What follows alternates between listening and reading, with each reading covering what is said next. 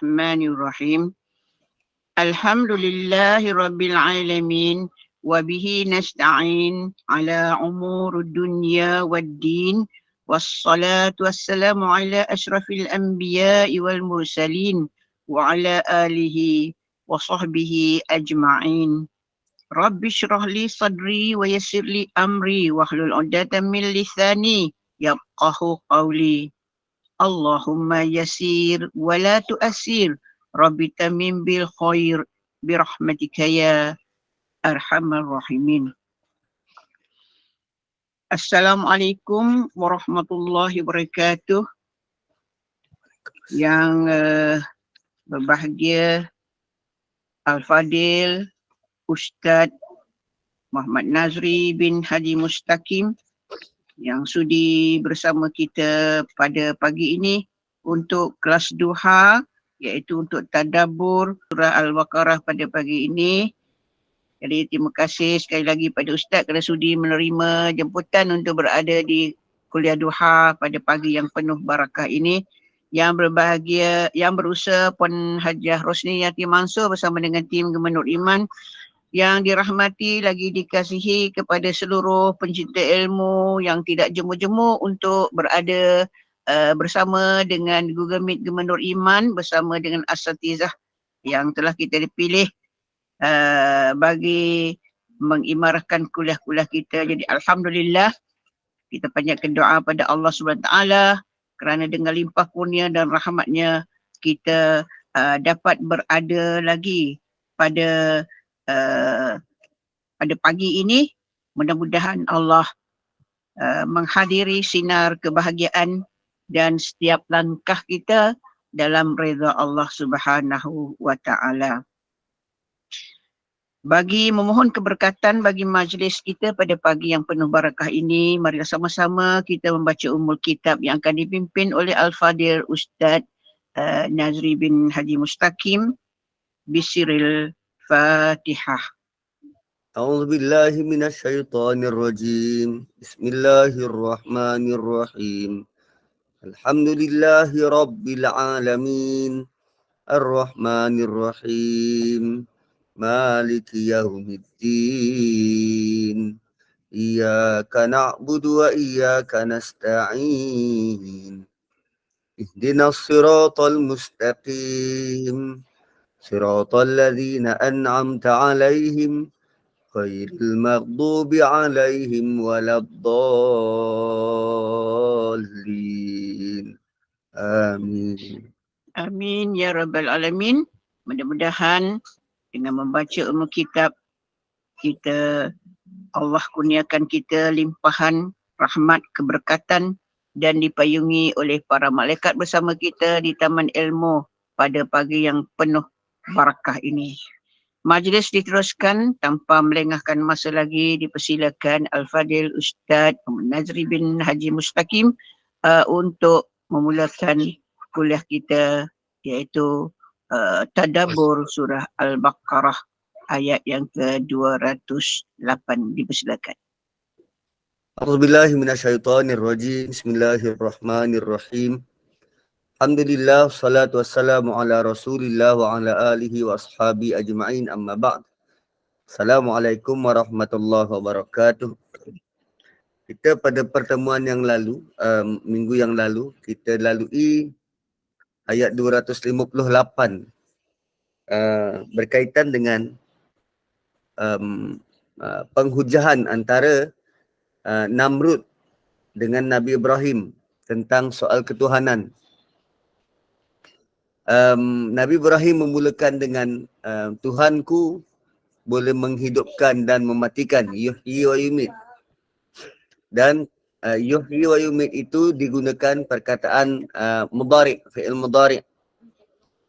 Fi'il mudhari' maksudnya continuous, selalu ataupun sentiasa boleh menghidupkan dan mematikan.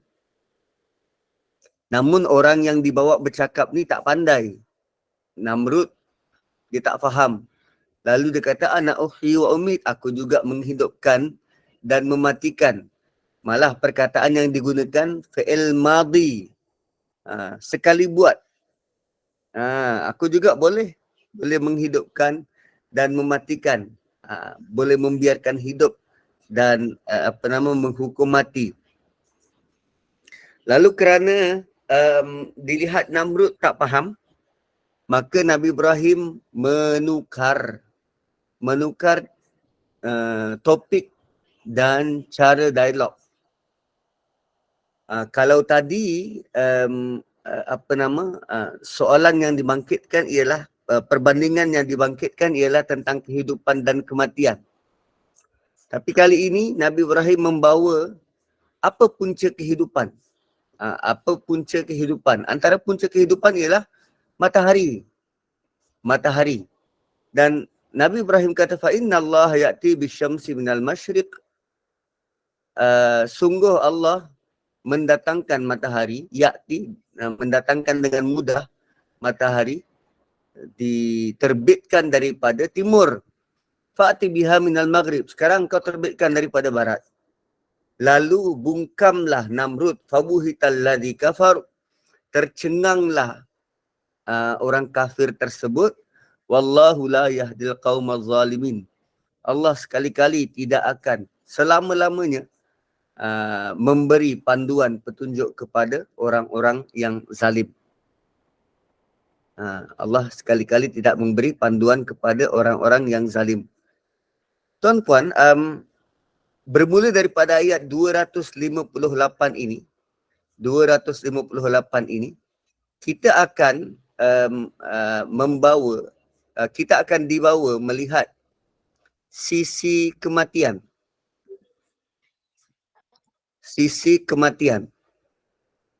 Sebab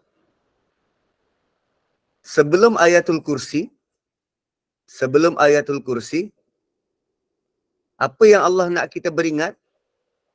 Infakkan rezekimu sebelum datang kematian. Kan?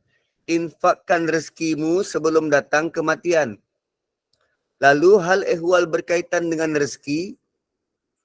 Dan sebelum itu, sebelum daripada rezeki ini, tentang infakkan rezeki, sebelum tu Allah datangkan tentang Rasul-Rasul ini, ada yang lebih begini, ada yang lebih begini. Kan?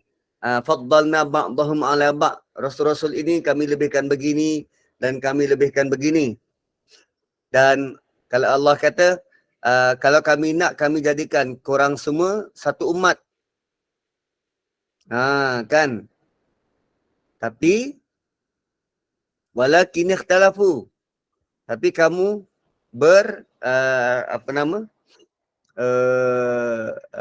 berbeza-beza. Ada yang beriman, ada yang tak beriman. Kan kalau Allah nak, Allah boleh jadikan kita semua sama. Tapi Allah ciptakan kita berbeza-beza. Dan antara perbezaan yang ketara ialah dari sudut rezeki. Dari sudut rezeki. Dan rezeki yang kita dapat tu, kita perlu infakkan sebelum datang kematian. Lalu, bagi tujuan nak infakkan rezeki ni, Allah tahu bahawa kita bila terikat dengan rezeki, dengan dunia, sangat sukar untuk kita melepaskan sesuatu yang juicy. Lalu Allah datangkan dahulu memperkenalkan diri dia sebagai, akulah boleh melindungimu, aku mempunyai syafaat, aku ada ilmu dan segala apa yang di langit dan di bumi milikku. So kalaupun kau infakkan rezeki dan bergantung kepada Allah, maka Allah akan provide. Dan setelah kita kenal Allah, maka Allah kata tak ada paksaan. Engkau nak terima arahan aku yang di atas untuk infakkan rezeki yang telah aku beri padamu, atau engkau tak nak infakkan, itu terpulang pada engkau. Sebab yang penting Allah telah pun memberi kebenaran pernyataan. Siapa yang nak ikut, dia ikut. Siapa yang tak nak ikut, tak apa. Dan Allah kata Allah lah yang melindungi orang-orang beriman. Sebab berkaitan dengan rezeki, dengan pendapatan, dengan duit, dengan harta ini, kan lazim kita kata apa? Kalau tak ada duit, terasa macam nak mati. So Allah kata, aku sebagai pelindung. Kau nak takut apa? Kau bagi je lah. Dan contoh kematian ialah seperti ini. Kan? Allah suruh kita beri rezeki sebelum datang kematian. Dan kematian tu dalam bentuk macam mana? Allah yang berkuasa untuk menghidupkan dan mematikan.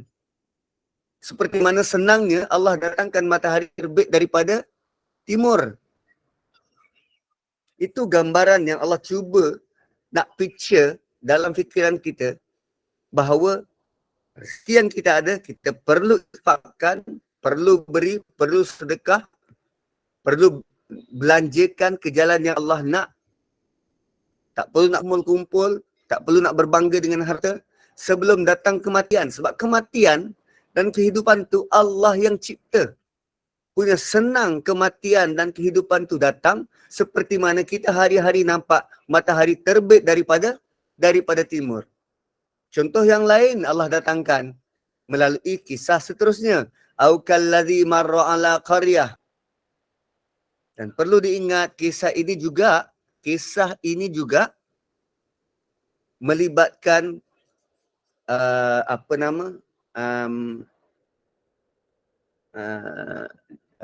dia inti pati dia adalah berkaitan dengan kematian.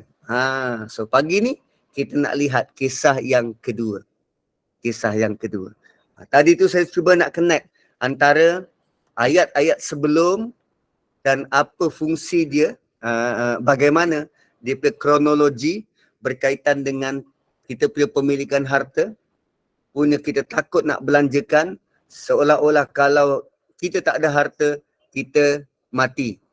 Tapi Allah kata, engkau belanjakan hartamu sebelum mati. Bagi kita pula, bila kita belanja, tak ada harta, kita macam nak mati. Nampak tak? Allah kaitkan harta dan mati.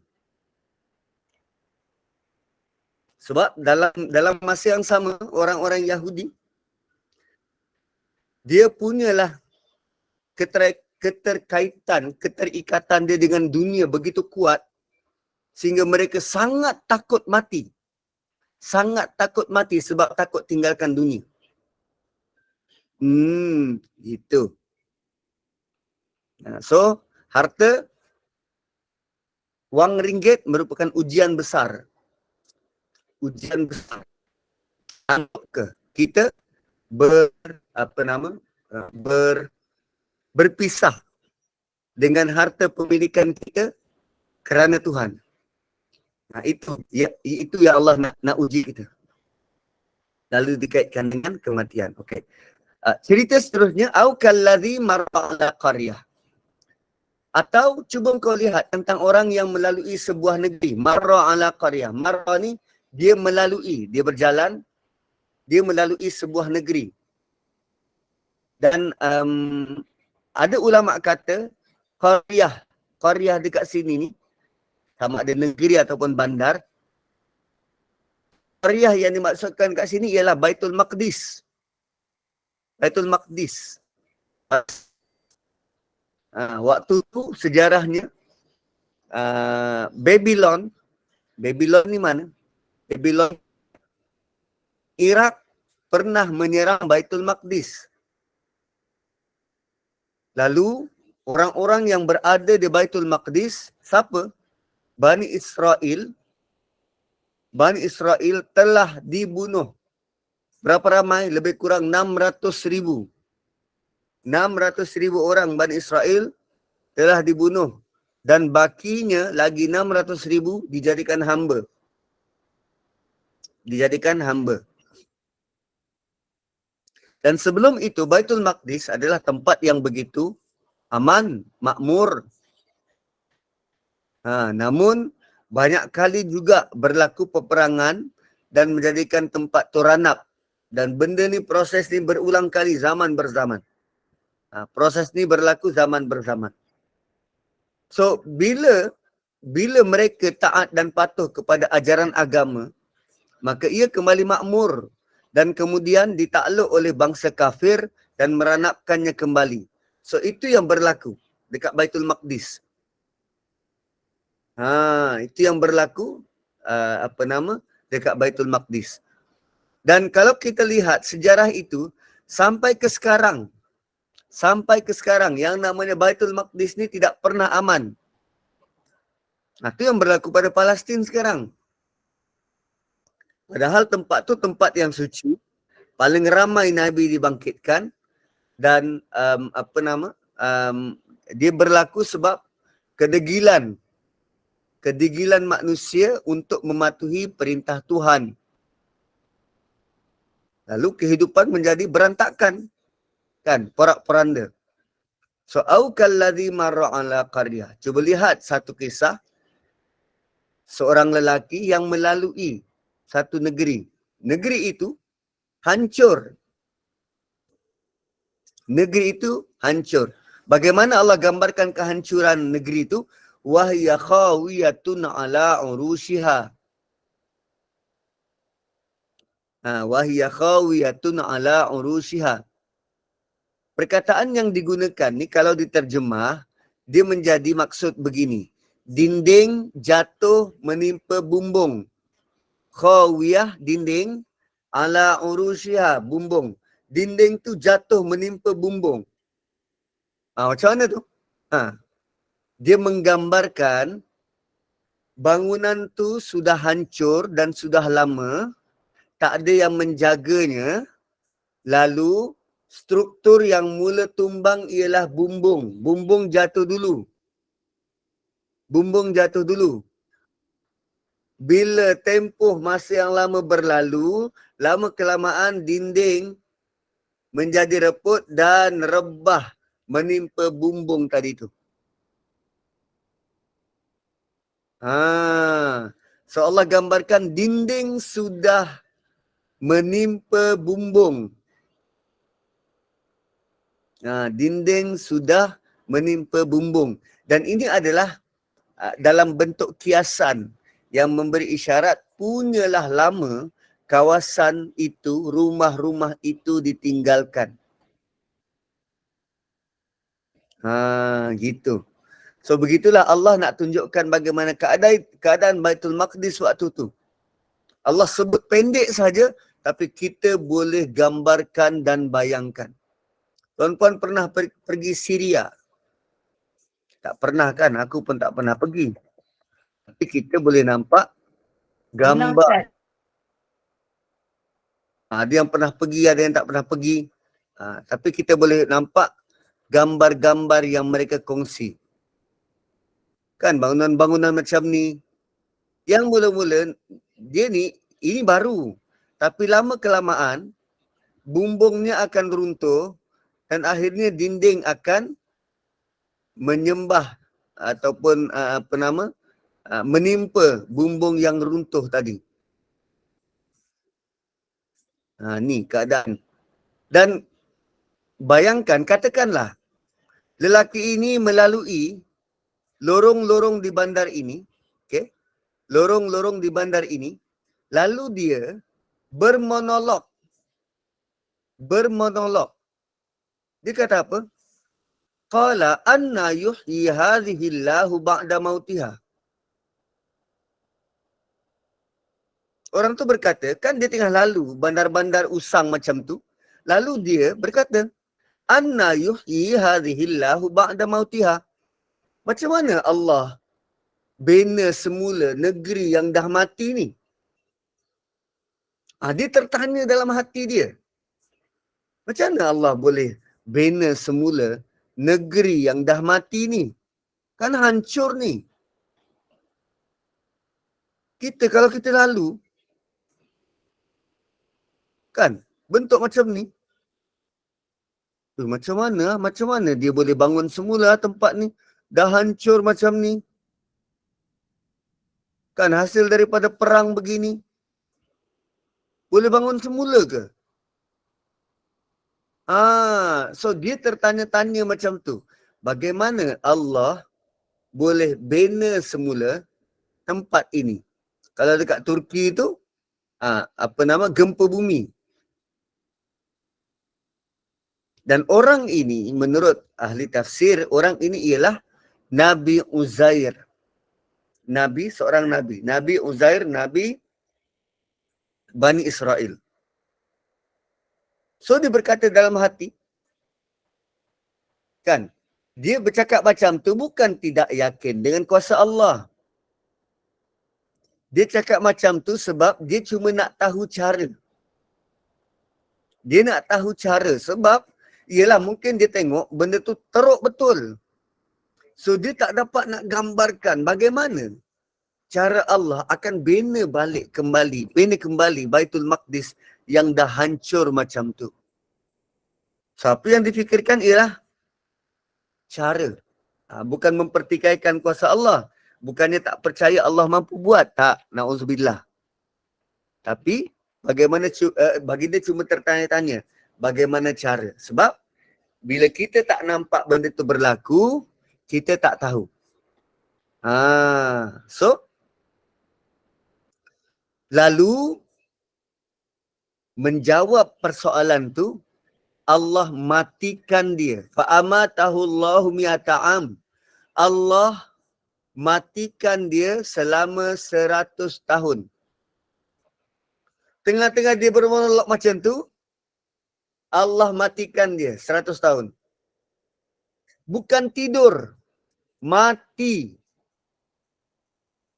Allah betul matikan Nabi Uzair. Bukan tidur. Kalau Ashabul Kahfi itu tidur 300 tahun. Yang ini mati 100 tahun.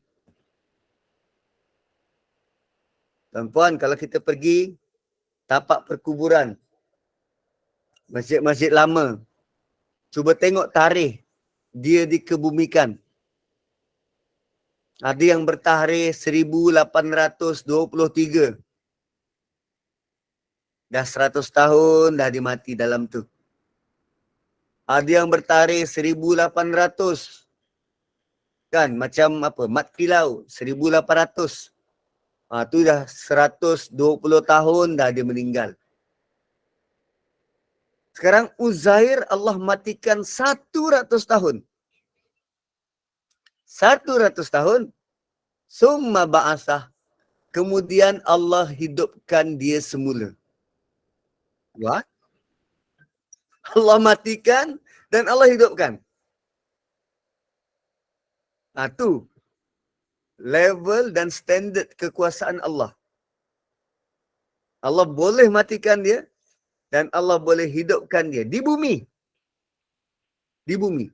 So rupanya Uzair antara orang yang pernah merasai kematian dan hidup di bumi.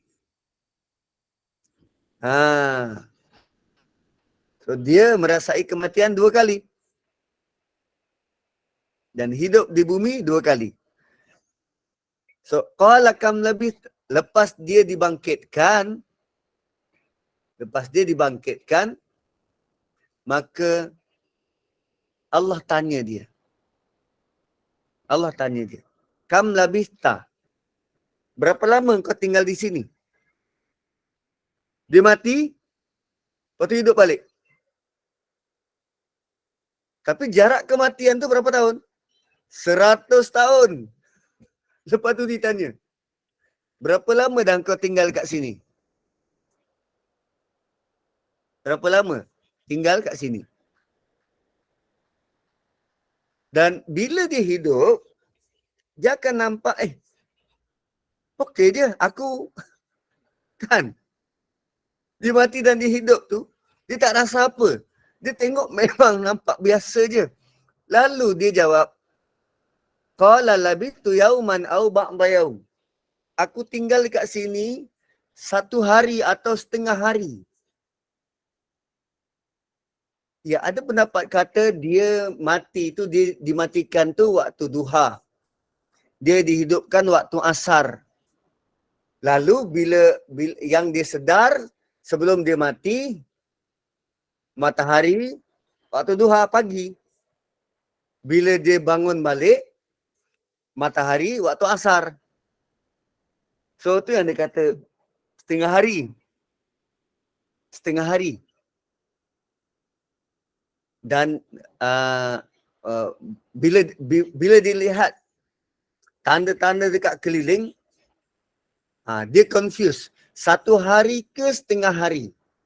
Kalau 1 hari, mungkin aku tidur semalaman dan waktu aku mati itu siang dan aku hidup pun waktu siang. So dia meneka 1 hari kot atau setengah hari. Ialah sebab tubuh dia nampak biasa, tak ada apa yang berbeza. So dia tentu tidak tinggal lama. Dia tak rasa benda tu lama. Sebab mati dan hidup balik. Lalu dia kata sehari atau setengah hari. Dan bagi Uzair, apa yang dia rasa ialah bagai dia tertidur. Sebab tak sedar. Bagai dia tertidur sahaja. Kan? Sama macam kita. Kadang kalau kita tidur tanpa jam, kita tahu tak berapa lama dah kita tidur? Tak tahu. Melainkan kalau kita set masa, tengok jam, oh boleh agak, aku dah tidur 15 minit. Aku dah tidur setengah jam. Dan melalui pengalaman kita, yang dah expert tidur ni, siapa yang tak expert tidur, kena lebih banyak berlatih untuk tidur lah. So, pengalaman kita yang dah expert tidur ni, ada masanya,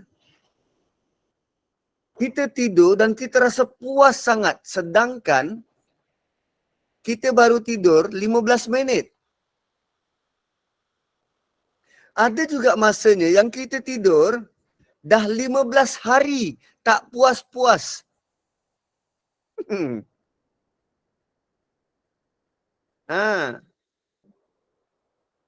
Bila kita rasa tidur puas ni, kita rasa ngantuk, betul-betul letih. Bila? Bila kita balik kampung. Balik jumpa mak bapak. Itulah tempat yang kita paling selesa untuk berehat.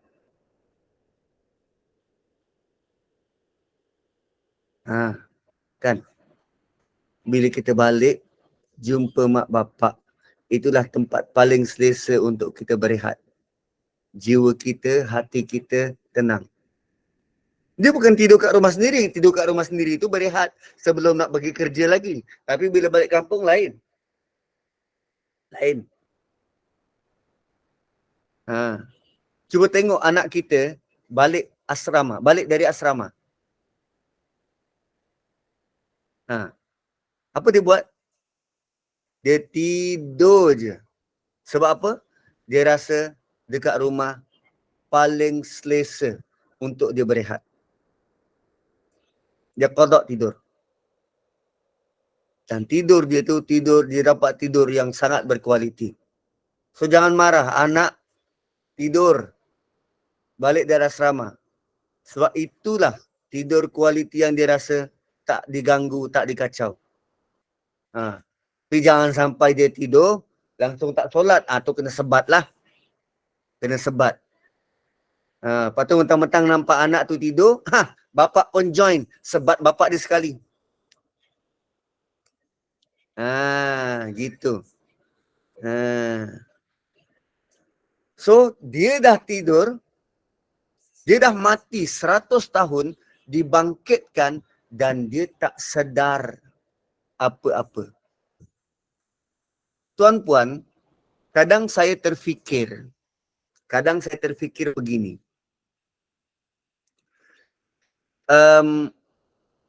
Kan ada hadis qudsi yang Allah menerangkan pada kita tentang pergerakan macam mana. Kan matahari bila dia nak terbit, dia jumpa dengan Allah dulu, dia sujud dan tunduk, bersedia menerima apa pun arahan dari Allah. Matahari akan jumpa, tunduk dan tunggu arahan selanjutnya. Kalau Allah perintah titah akan terbit dari barat, dia akan terbit dari barat. Kalau Allah titahkan perintah terbit seperti biasa, dia akan terbit dari timur. Lalu kita macam, tak boleh nak brain. Macam mana matahari boleh buat macam tu? Boleh sujud, menunggu arahan daripada Allah. Arahan selanjutnya. Sedangkan kita sendiri menyaksikan matahari tetap di situ dan bumi tetap berputar. Bumi tetap berputar. Sehinggalah kita melihat imajinasi manusia bila dia buat filem yang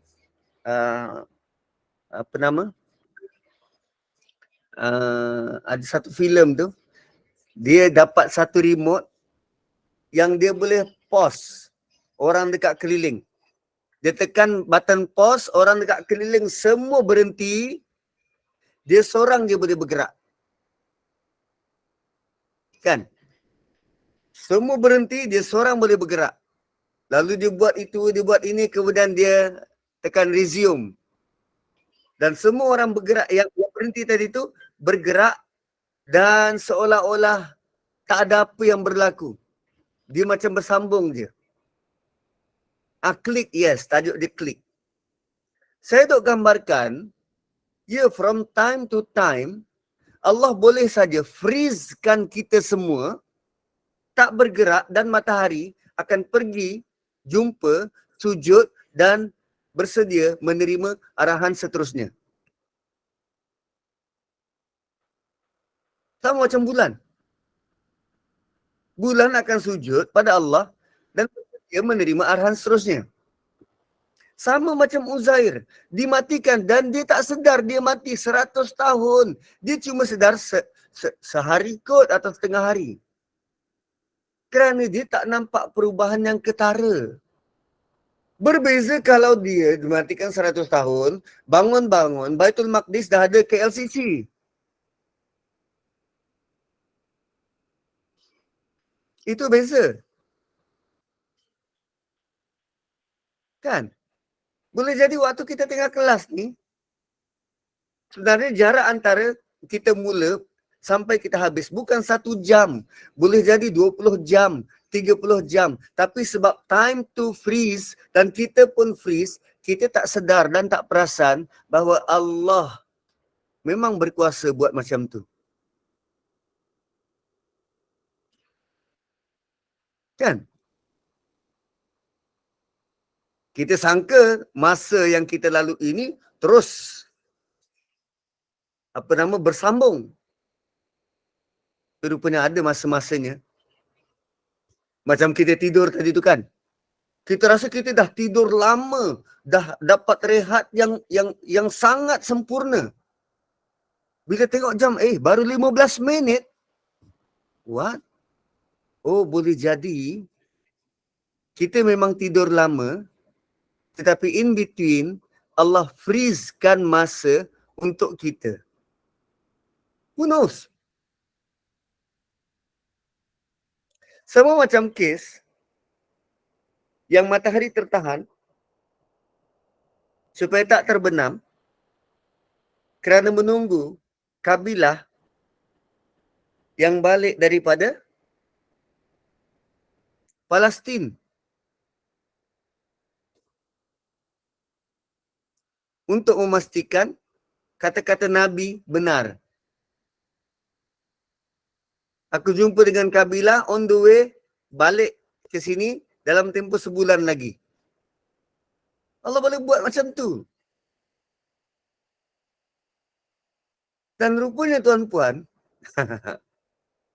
yang nak di-highlight dalam cerita ini bukannya benda yang menakjubkan. Yang nak di-highlightkan ialah betapa kekuasaan Allah yang menakjubkan itu berlaku sentiasa. Tapi kerana biasa sangat kita lalui, kita anggap benda tu biasa. Sebenarnya itu adalah kekuasaan Allah yang sangat menakjubkan. Dan kita sepatutnya hari-hari merasa takjub dan semakin tunduk dan patuh kepada Allah. Semakin nak menjadi hamba Allah.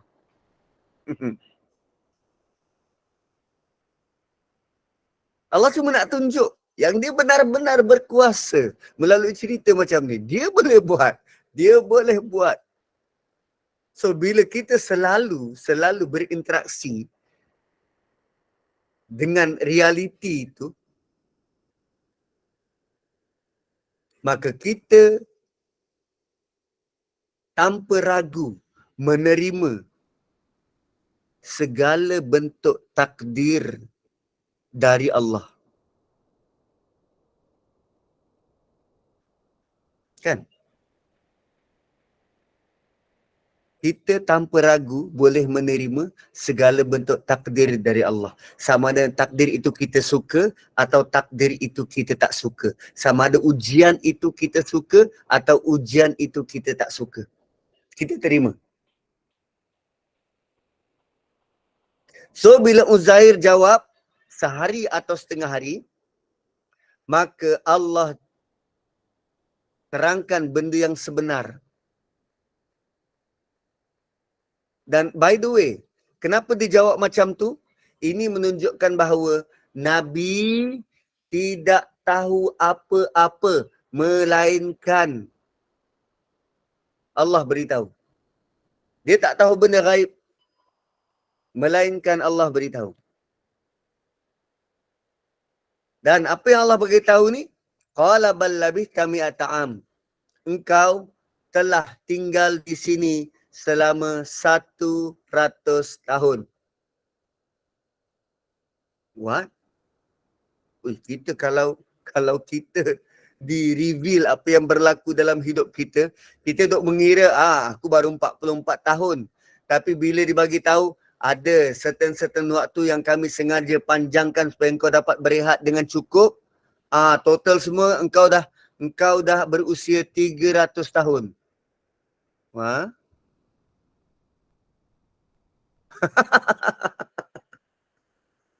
Kan?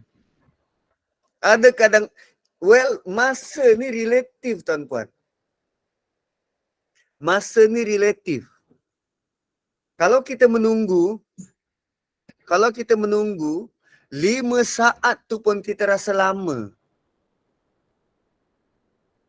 Dan kalau kita tengah seronok kan bercinta dengan suami, 5 saat tu 5 jam tu rasa sekejap.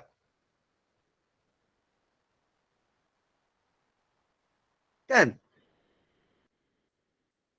Contohnya 5 saat paling lama.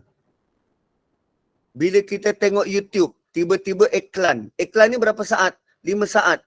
Tapi kita rasa lamanya lah iklan ni. Sedangkan 5 saat je iklan tu. Tapi kita punya nak tekan skip tu, nak tekan skip ad tu. Tu 5 saat paling lama dalam hidup. Tapi cuba tengah bercinta. 5 jam, dah habis. I baru nak manja-manja dengan you. Kan? So, waktu ni, masa ni relatif. Lalu Allah beritahu dia, engkau dah tinggal di sini 100 tahun. Dan tanpa perlu, tengah-tengah Nabi Uzair itu terpinga-pinga, what? 100 tahun? Dah tentu dia akan tanya, ya ke 100 tahun? Macam tak percaya. Tanpa perlu Nabi Uzair bertanya macam tu, Allah teruskan pernyataannya. Fanzur ila ta'amika wa syarabika lam yatasannah. Cuba tengok makanan dan minumanmu. Lam yatasannah. Langsung tidak berubah. What? Dia bawa makanan, dia bawa minuman, dan keduanya makanan dan minuman itu tidak basi, tidak berubah, kekal segar. Tuan-puan, antara perkara yang menjadi cabaran besar bagi manusia di awal-awal dulu ialah bagaimana nak mengekalkan makanan agar kekal segar. Bagaimana nak mengekalkan kesegaran makanan. Kan, cuba tanya pengusaha mi kuning. Produk Muslim. Sebab produk yang lain, mi kuning dia nak kekalkan segar, dia perlu added bahan kimia tambahan. Terutamanya kapur. Satu kadang mi kuning kita rasa, tak rasa mi pun, kita rasa kapur dan pahit. Tujuannya apa? Supaya mi tu tahan lama. Tu boric acid. Mi tu tahan lama. Tak cepat rosak. Boleh tahan mungkin seminggu, 2 minggu. Tapi kalau tanpa bahan tambahan macam tu, dia boleh tahan mungkin 3 hari. Tu yang teknologi makan, teknologi makanan semakin berkembang, mencari jalan, dia tak nak tambah tak nak tambah bahan kimia tambahan dalam makanan sebab merosakkan tubuh badan. So timbullah proses pembungkusan retort, guna tot. Tahan setahun, 2 tahun. Daging-daging korban dimasak, kemudian dimasukkan dalam pack begitu. Kan macam tentera tu, boleh tahan berpuluh tahun. So nak dapatkan teknologi mengekalkan kesegaran makanan. Dan menariknya, pihak kapitalis kan yang fast food, mereka cipta makanan yang takkan rosak. Dah banyak kali dah dia test burger, daging burger, roti burger, letak atas atas meja, dibiarkan seminggu, 2 minggu, tak rosak. Bayangkan, itu yang kita consume, masuk dalam perut kita, fast food. Sedangkan kalau kita masak burger biasa, dia jadi keras. Susah nak makan. Dia rosak, berkulat. Ini tak. Dan sekarang Allah kata, tanda engkau hidup 100 tahun, makanan dan minumanmu tidak rosak. What? Makanan dan minuman dia tidak rosak 100 tahun? Wow, itu unbelievable. Selalunya makanan yang sedang rosak. Tetapi Allah jamin kesegarannya. Macam mana boleh buat macam tu? Mustahil. Dan kita tak fikir, mustahil macam mana makanan? Katalah minuman tu susu. Susu berapa lama? Susu berapa lama boleh tahan? Sehari, 2 hari? Masuk hari ketiga dah masam. Ini 100 tahun dan dia kekal segar. Allah nak relatekan perkara ini semua, benda-benda yang menakjubkan ni, supaya dia boleh menggoncangkan ketakutan kita terhadap rezeki kita, supaya kita tak takut untuk belanja, sedekah dan nafkah. Sebab idea kita, kalau kita beri, rezeki aku dah semakin sikit, semakin kurang. Allah nak hancurkan keyakinan itu. Jangan risau, jangan takut, sebab Allah yang menjaga, menjamin rezekimu. Sama seperti Allah boleh jaga makanan dan minuman kekal segar walau 100 tahun.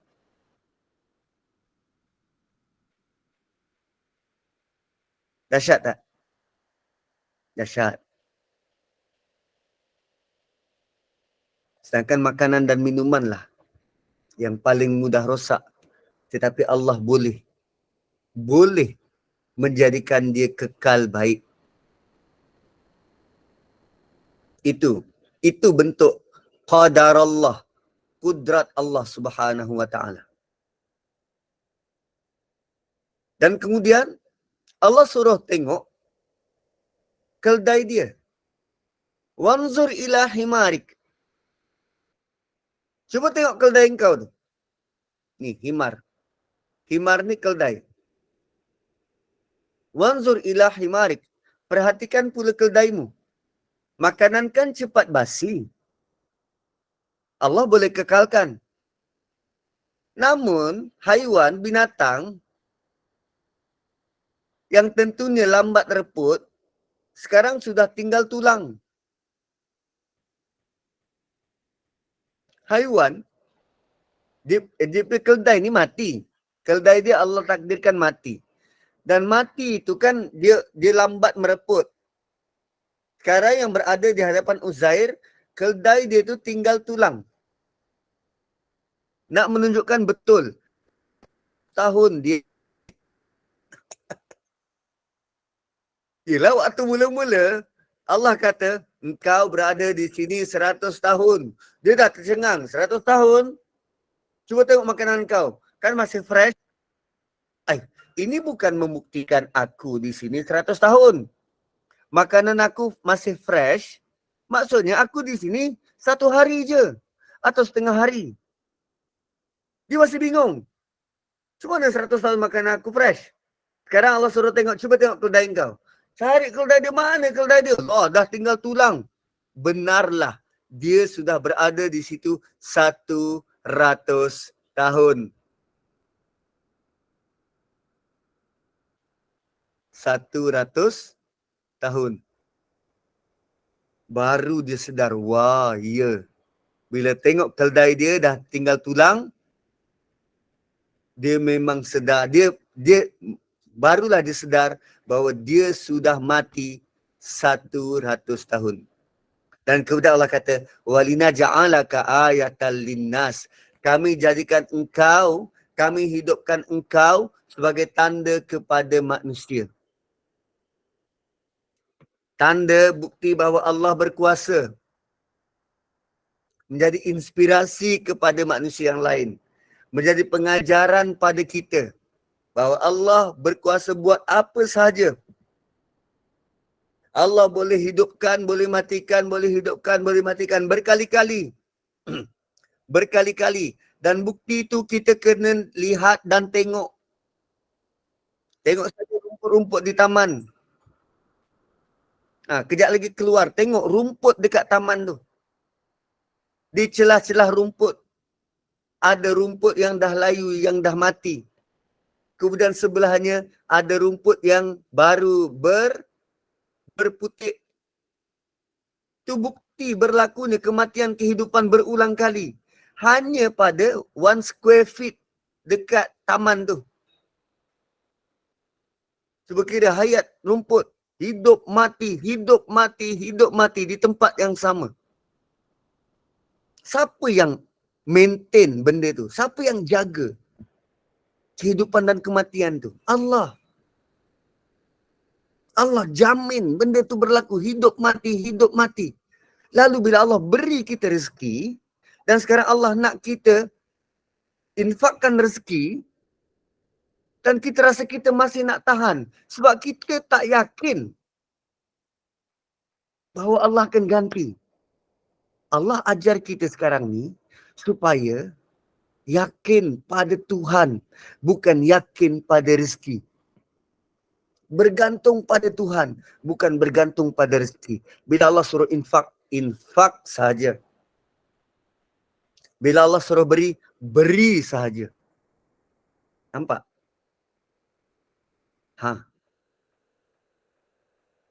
Namun, orang-orang Yahudi berkaitan dengan ayat walina ja'alaka ayatan linnas, dan kami jadikan engkau sebagai bukti kepada manusia yang lain. Lalu sebahagian orang Yahudi kata, Betul. Inilah bukti bahawa Uzair ini anak Tuhan.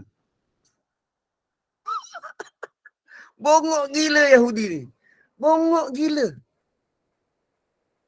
Allah kata Uzair jadi bukti supaya korang boleh belajar tentang kehidupan kematian. Diorang tak tengok macam tu. Betul lah dia ni special. Mati 100 tahun, hidup. Oh, ini dah tentu manusia pilihan. Ini dah tentu anak Tuhan. Tepuk dahi. Bongok gila. Kalau Kristian dia kata Isa tu anak Tuhan, Yahudi dia kata Uzair ini anak Tuhan. Cannot brain lah. Tak tahu macam mana dia punya otak boleh fikir macam tu.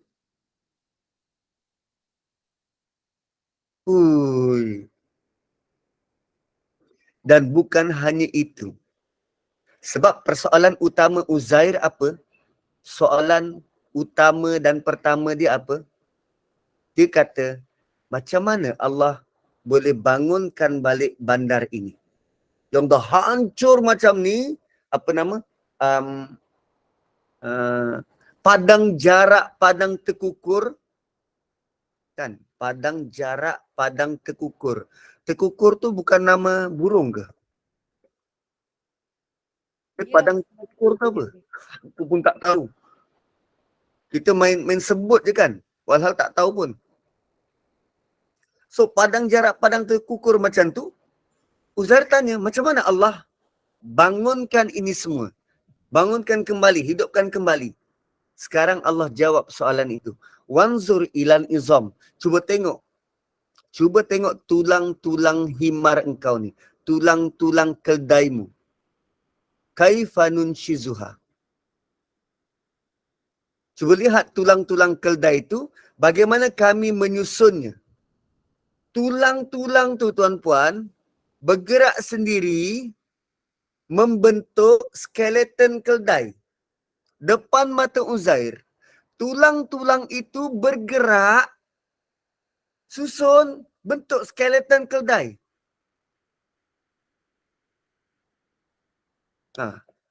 Dia nak tengok kan? Skeleton donkey. Tulang-tulang tu susun, gerak jadi macam ni. Depan mata dia.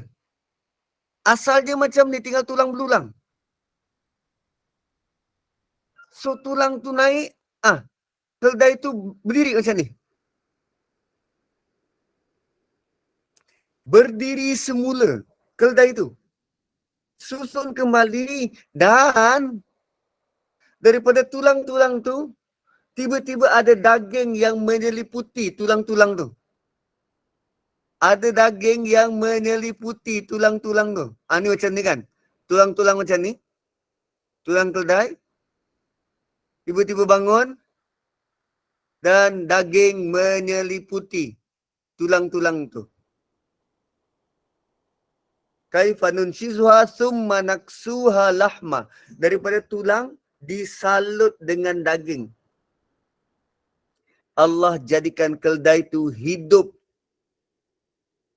depan mata Uzair. Depan mata Uzair. Bukan keldai itu bangun-bangun keldai. Tak, daripada tulang.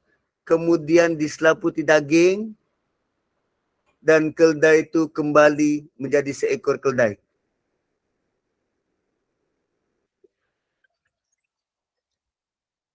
Kita rasa benda tu, hebat gila. Kan? Tapi perasan tak? Kita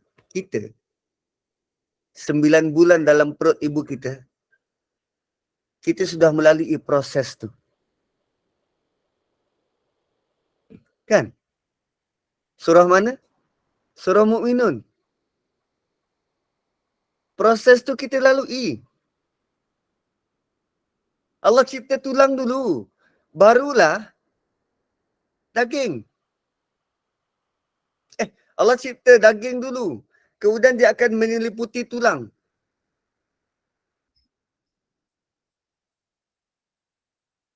Kan? Ni.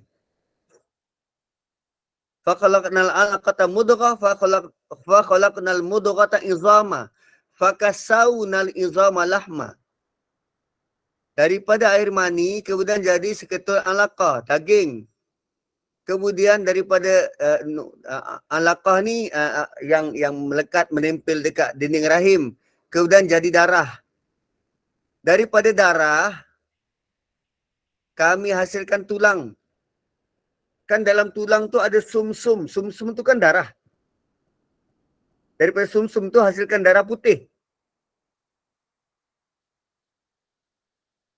So daripada situ, daripada tulang, baru Allah selaput dengan daging. Kita macam tu. Bentuk yang sama, Allah buat dekat luar daripada ruang lingkup rahim. Keldai, anak keldai, jadi macam tu dalam rahim mak keldai.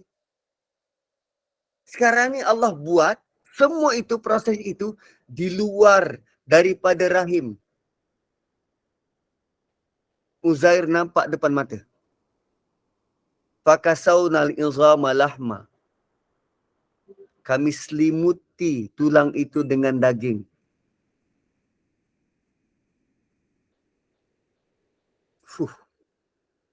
Tergamam kita. Summa naksuha lahma, kaifa nunshizuha summa naksuha lahma. Tadi kasauna, ini naksuha lahma. Kami selimuti, selaputi dengan daging. Falamma tabayyana lahu. Kemudian bila Uzair melihat itu semua dan dia sedar. Maka apabila telah jelas kepadanya, sedar bahawa Allah mampu untuk buat apa sahaja. Uzair kata apa? Qala a'lamu annallaha ala kulli syai'in qadir. Sekarang aku sedar. Sungguh Allah Maha Kuasa atas tiap-tiap sesuatu. Tuan-puan, daripada kisah ini, rupanya Allah nak kita buka mata dan perhati apa yang berlaku dekat keliling kita. Nescaya kita akan nampak kuasa Allah yang sangat menakjubkan.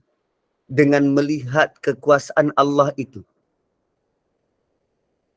kita akan sedar Allah berkuasa. Benda ni benda biasa. Daripada tulang, selaput daging, benda tu biasa. Cuma kita tak tahu. Kan dalam perut ibu, benda normal biasa. Tapi bila Allah bawa keluar, kita nampak, luar biasa. Sedangkan benda tu biasa. Benda biasa berlaku. Tapi kita tak tahu sebab kita tak perhati sungguh-sungguh. Yang kita perhati apa? Kita perhati lelaki handsome, opa-opa Korea. Yang kita perhati apa? Kita perhati awet-awet muda, perempuan-perempuan cantik. Tapi kita tak perhati pun alam. Yang Allah sudah jadikannya begitu luar biasa, magnificent. Tapi kerana biasanya, lalu kita take for granted. Benda ini biasa je. Yang selalu berlaku, orang mati, hidup. Makanan kekal dan segar. Binatang yang sudah lama mati. Allah hidupkan balik. Tapi sebab kita tak perhati sungguh-sungguh, maka kita tak dapat nak buktikan. Kita tak dapat nak buktikan, nak meyakinkan bahawa Allah berkuasa atas setiap sesuatu. Kalau Allah boleh buat macam tu, setakat nak jamin rezeki kita, tak ada hal. Jadi kalau boleh buat macam tu, setakat kita tengok sekarang 9.31, kena berhenti, sambung besok pun tak ada hal. Kembali kepada moderator. Barakallahu li wa lakum. Assalamualaikum warahmatullahi.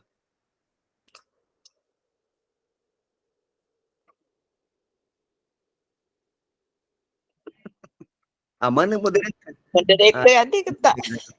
Okey, saya sambunglah Ustaz. Moderator. Okey, terima kasih Ustaz. Walaupun Ustaz berhenti mengejut. InsyaAllah malam esok kita ada lagi Ustaz kan? Pagi esok. Malam pula. Pagi esok. Ya, pagi esok. InsyaAllah Ustaz akan sambung lagi. Nak buka soalan ke tak Ustaz? Boleh? Boleh. Dipersilakan jemaah. Jika ada soalan, kita jangan bagi Ustaz keluar dulu. Jemaah. Assalamualaikum Ustaz. Waalaikumsalam. Ustaz berhenti style drama lah. Okey, saya tanya pasal Namrud je.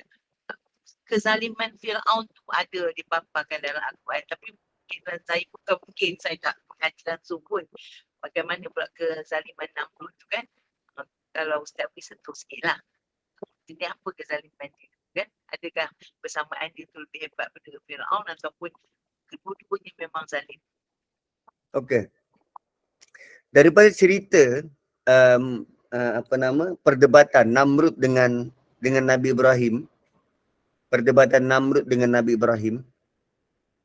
kezaliman yang Allah highlight ialah dia tidak menerima, dia menolak kebenaran dan melihat kebenaran itu hanya dari sudut pandang dia sahaja. Dia tak dapat nak compute kebenaran tu apa, tapi bagi dia apa yang dibuat tu betul dan benar. Dan kezaliman itu kita warisi sampai sekarang. Kan ada orang keras kepala, sak karep dewe je. So kalau dia bertindak macam tu, apa beza dengan Namrud? Nampak tak? Allah nak highlight benda tu.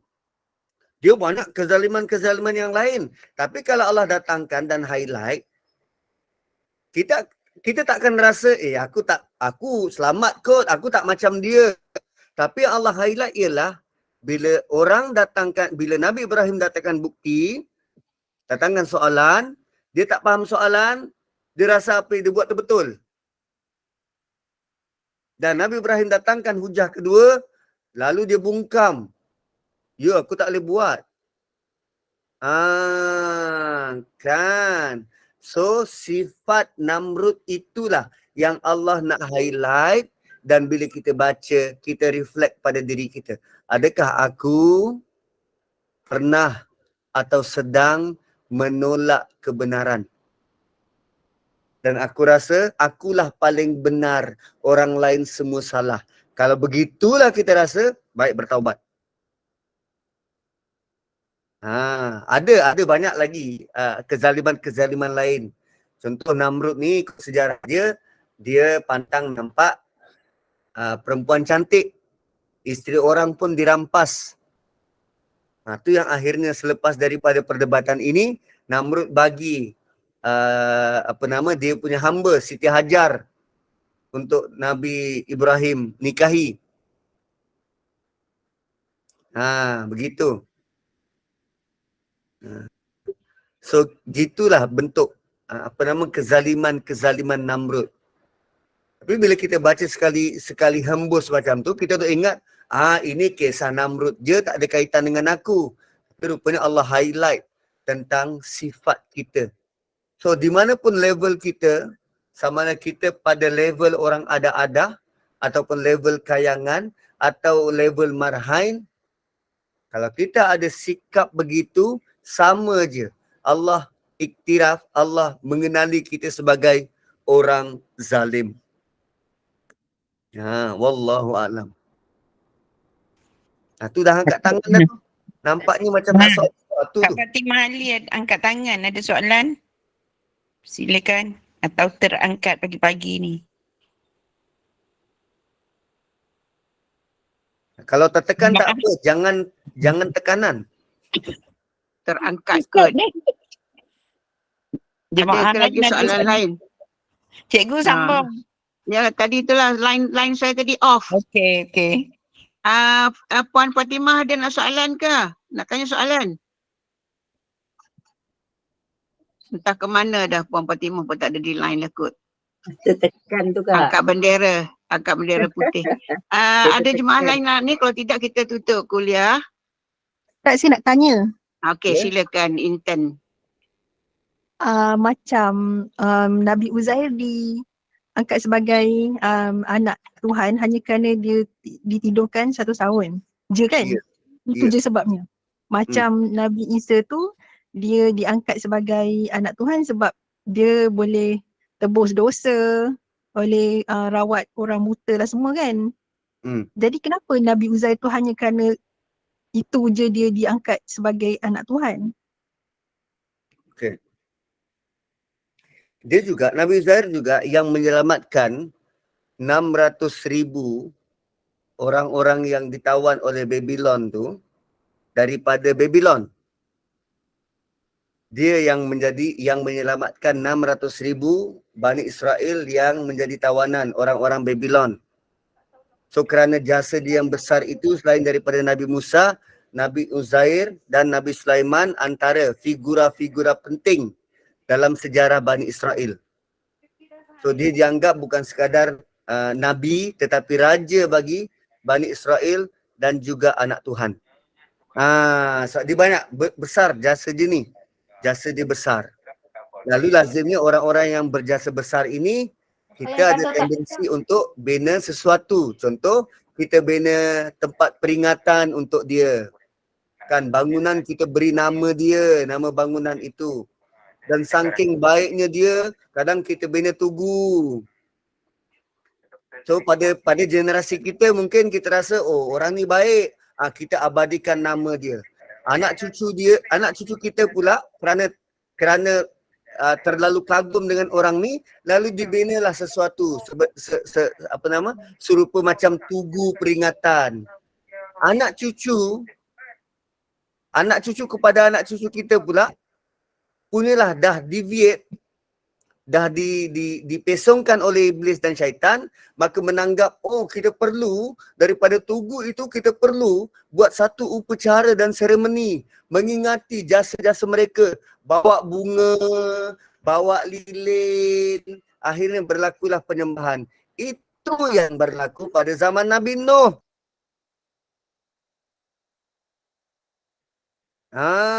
Asalnya orang tu baik. Suwa'an yaghutha wa ya'uqa nasra. Tu. Kejap aku buka surah Nuh. Surah Nuh itulah punca dia.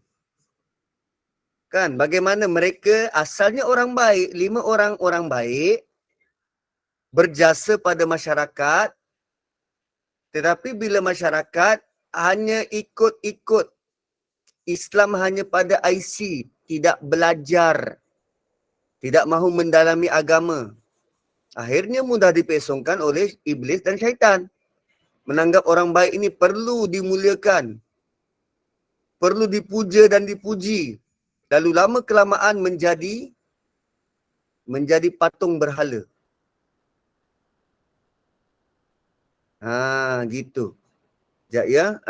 Bila disebut anak Tuhan tu, literally ada yang kata dia memang dipanggil anak Tuhan. Ada yang kata tak, mereka menjadikan Nabi Uzair sebagai berhala ni. Wala tazarunna waddaw wala suwa'an wala ya'usa wa ya'uqa nasra. Ini semua nama-nama orang baik sebelum zaman Nabi Nuh. Wad, Suwa', Yahus, Ya'uq, Nasr. Semua ni nama orang baik. Tapi kerana kaum dia tak faham, agama tu ikut-ikutan, buat bid'ah. Kan sekarang ada orang yang sembah kubur, yang buat macam-macam pergi, kalau dulu bulan Safar, dia pergi mandi buang sial. Gitu. Dia menyembah pula Tuhan-Tuhan berhala ni. Dinamakan ni Wat, Suwa, Yagus. Sedangkan mereka ni orang-orang baik zaman dulu. Dan benda tu repeatedly akan berulang kali. Yang dihancurkan oleh Allah ialah manusia. Tapi syaitan-syaitan jahat, jin-jin jahat masih kekal hidup. Dan idea itu dibawa sepanjang zaman. Wallahu a'lam. Ada lagi, kalau tak ada kita tutup kuliah. Mungkin Ustaz pun ada nak pergi ke Nuri ke? Hari ni ada ke Nuri ke Ustaz? Betul. Hari ni aku dekat Melaka. Oh Ada- jauh tu, okey. Kita tutup dululah kuliah, mungkin Ustaz pun nak bersedia uruskan ahli keluarga untuk bersedia bermusafir ke Melaka insyaAllah. Jadi kita tutupkan kuliah kita dulu. Jadi Alhamdulillah. Amin. Allahumma ya amin. Jazakallah khairan kasiran kepada yang berbahagia Al-Fadil Imam Muhammad Nazri bin Haji Mustaqim yang pada pagi ini mentadabbur ayat 209 iaitu kisah kedua, kisah harta dan mati. Jadi kita lihat betapa kekuasaan ya Allah yang begitu menakjubkan. Allah Maha Kuasa atas setiap sesuatu. Jadi kita hendaklah selalu merasa takjub, patuh, taat kepada perintah Allah Subhanahu Taala. Mudah-mudahan apa yang disampaikan pada pagi ini dengan tadabbur ayat 209 tadi memberi manfaat kepada kita, pengajaran kepada kita untuk meneruskan kehidupan di bumi Allah selagi nyawa di kandung badan. Terima kasih kepada tim Gemanu Iman dan juga kepada para jemaah yang sudi bersama dari kuliah subuh tadi lagi, yang mana istiqamah bersama Gemanu Iman. Mudah-mudahan kita reda dengan apa yang telah ditetapkan oleh Allah Subhanahu Wa Taala. Ketetapan Allah Subhanahu Wa Taala itu adalah lebih baik dari ketetapan manusia itu sendiri. Jadi moga-moga Allah pandu kita di jalan yang diredai oleh Allah. Teruskan bersama dengan Al-Fadil Ustaz untuk mengetahui lebih lanjut kisah-kisah dari surah Al-Baqarah, iaitu kuliah bersama Ustaz Nazri, iaitu pada malam Isnin, kuliah Isyak malam Isnin, dan pada kuliah Duha Sabtu dan Ahad. InsyaAllah kita jumpa lagi besok pada waktu yang sama, insyaAllah pada hari Ahad. Jadi teruskan bersama dengan Al-Fadil Ustaz Imam Muhammad Nazri bin Haji Mustaqim.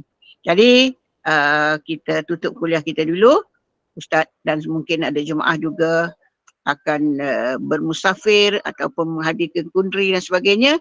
Jadi mohon Ustaz membaca tasbih kafarah dan menutup dengan surah Al-Asr. Sudahi dengan wabillahi taufik. Wassalamualaikum warahmatullahi wabarakatuh. Subhanakallahumma bihamdik nashhadu an la ilaha illa anta wa nastaghfiruka wa natubu ilaik wal asri innal insana lafi khusr illa alladhina amanu wa amilus solihat wa tawassaw bil haqqi wa tawassaw bis sabr. Assalamualaikum warahmatullahi wabarakatuh.